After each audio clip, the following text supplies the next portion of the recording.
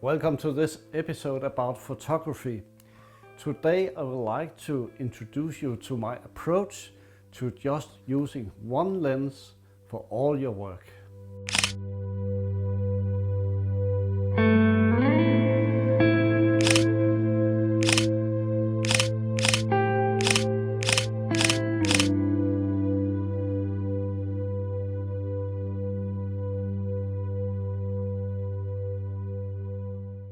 My name is Albek and I am a professional photographer, and normally I like to shoot with just one fixed lens for most of my work. I seldom or rarely change lenses in between, and I like to use the same lens for a long period, and I would like to explain you why.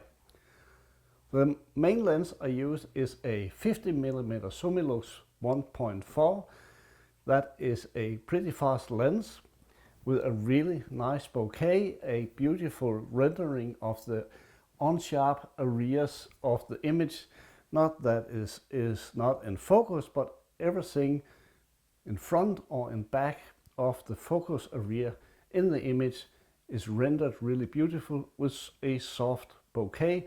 That means that the out of focus area is nicely rendered without crisp and sharp edges, so it looks soft and beautiful, and that's the beauty about that lens.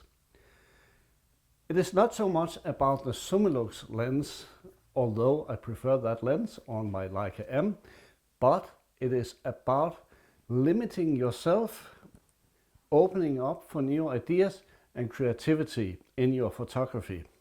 Using a zoom lens, for example, makes a lot of photographers lazy.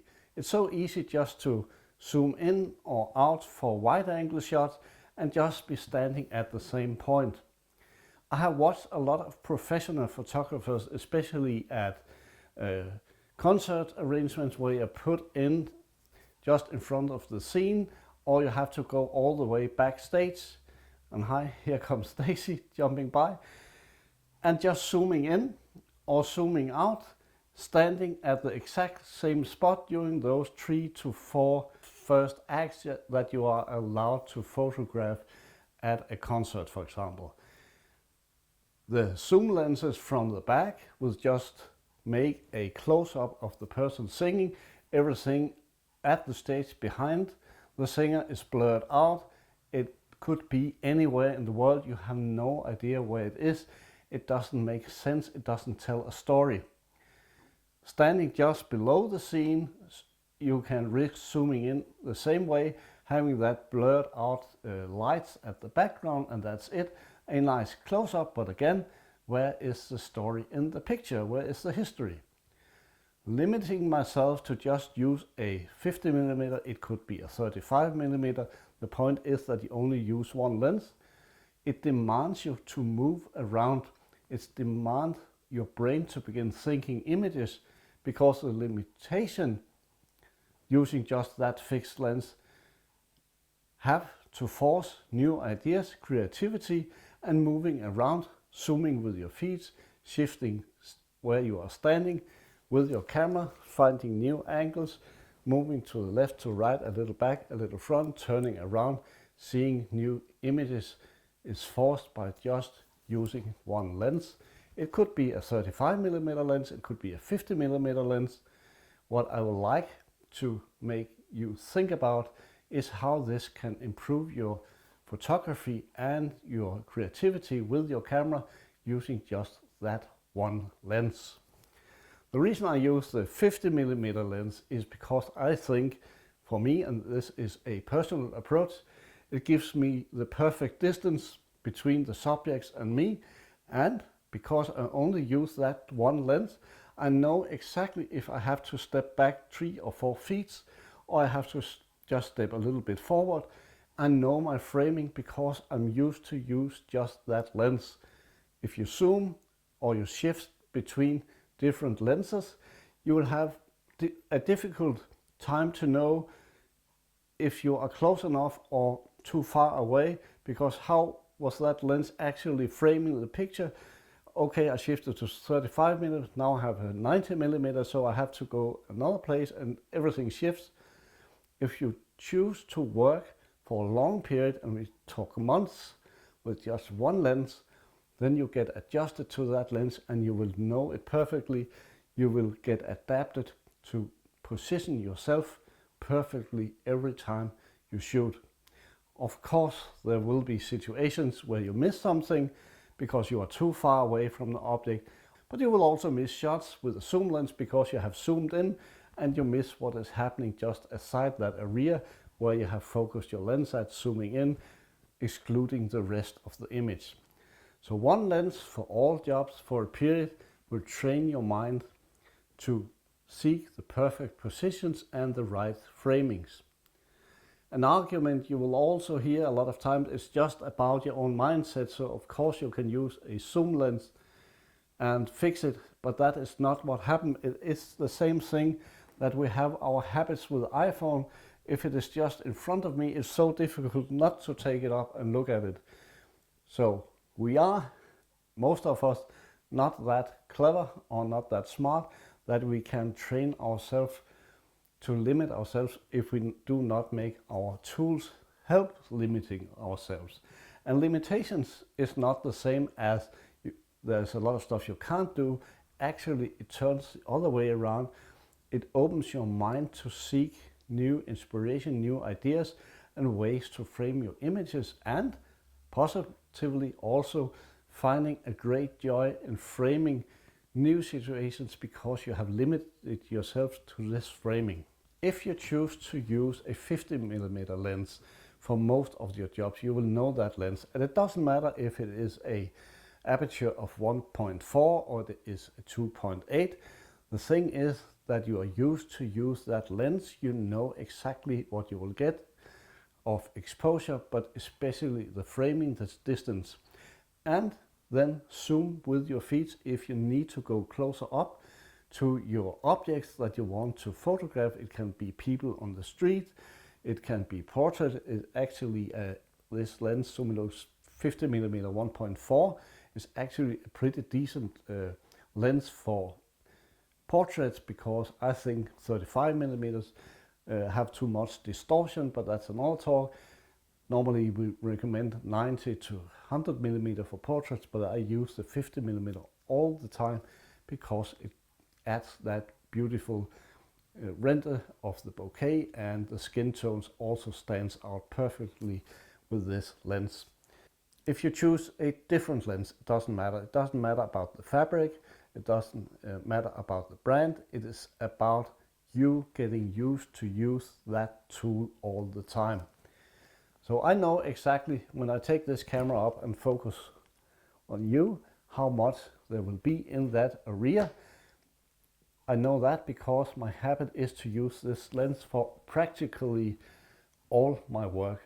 I rarely shift to a 35mm. I never have 90mm in my camera bag. I use 50mm for everything.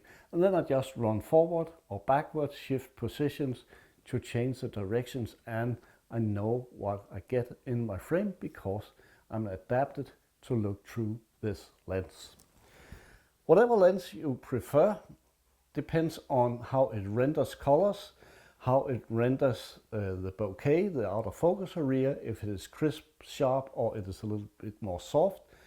I used a old Canon vintage 50mm years ago that had a really nice and very soft way of taking light into the sensor.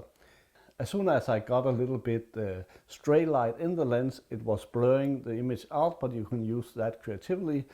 This lens is coated so it doesn't take stray light in the lens so soft and blur it all out as much as older lenses. So I prefer to work with this lens, but of course we all have our preferences. Use the tool and the lens that you trust.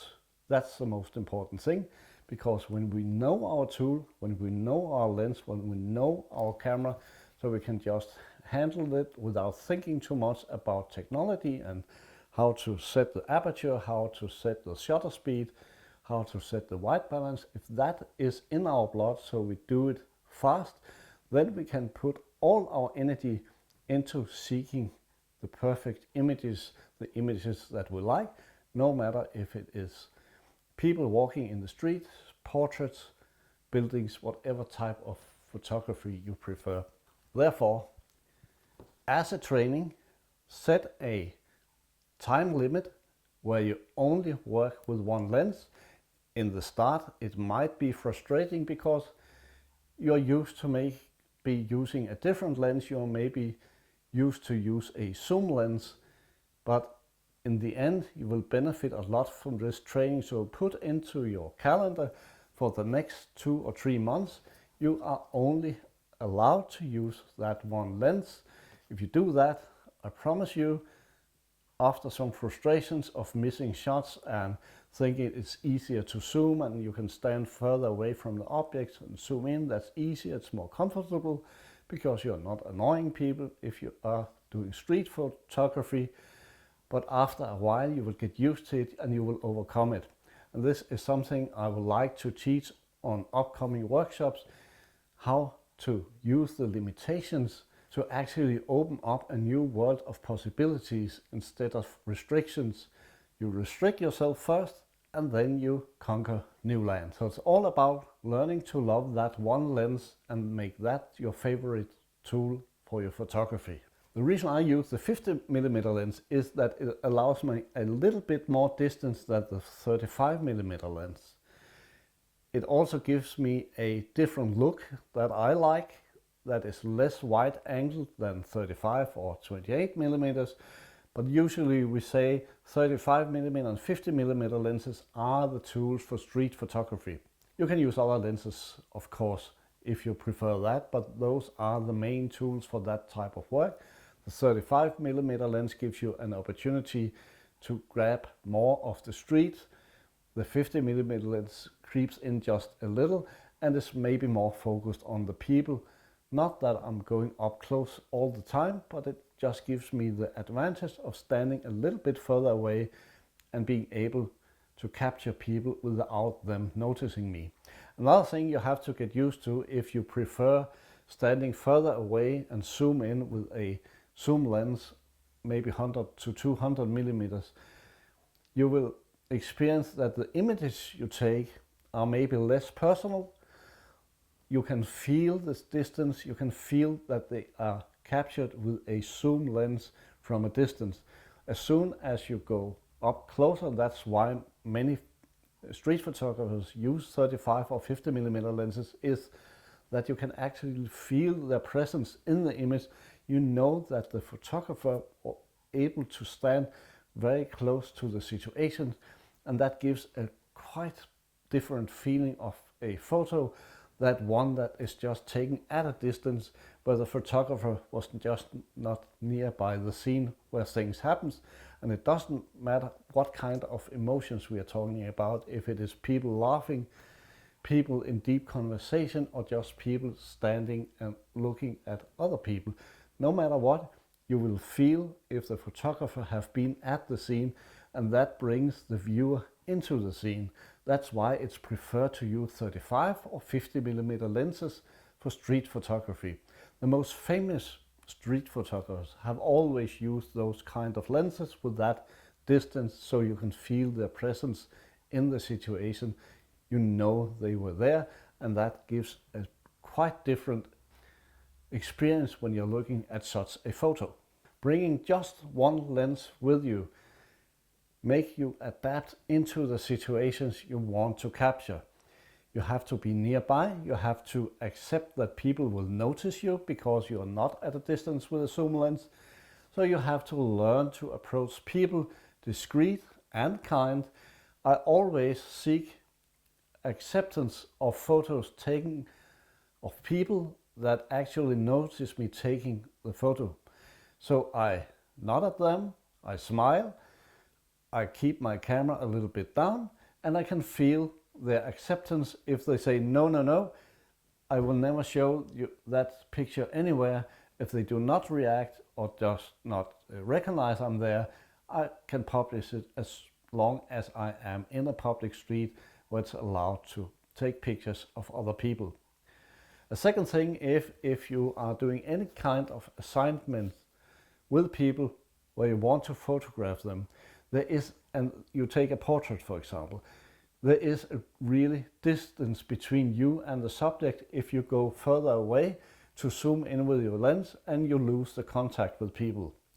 The opposite, if you have to go really close up, I always approach people that now I'm coming closer to you, so that intimate distance you have between people, and that's different between different cultures, how acceptable it is to stand just close up to people and shake hands. So there is like a handshake distance where we are still at a distance, but we are in contact. When we move closer up to like kissing distance, it can be too much for people that do not know you. So approach people kindly and with respect when you're approaching them to take a photograph.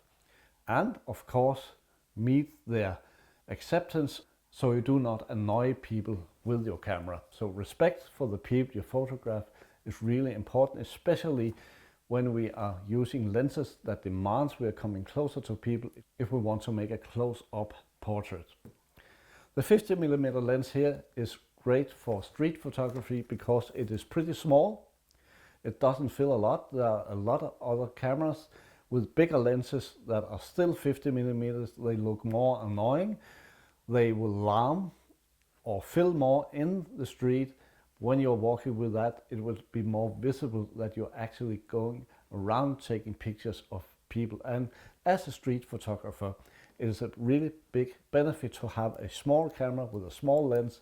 It isn't so overwhelming for people when you approach them with a small camera, and I use that at a daily basis, taking portraits of people for my work, for photojournalism, and they know I'm a photographer because I'm approaching them as a photographer, but the smaller camera kind of helps them relaxing, and of course my attitude as well.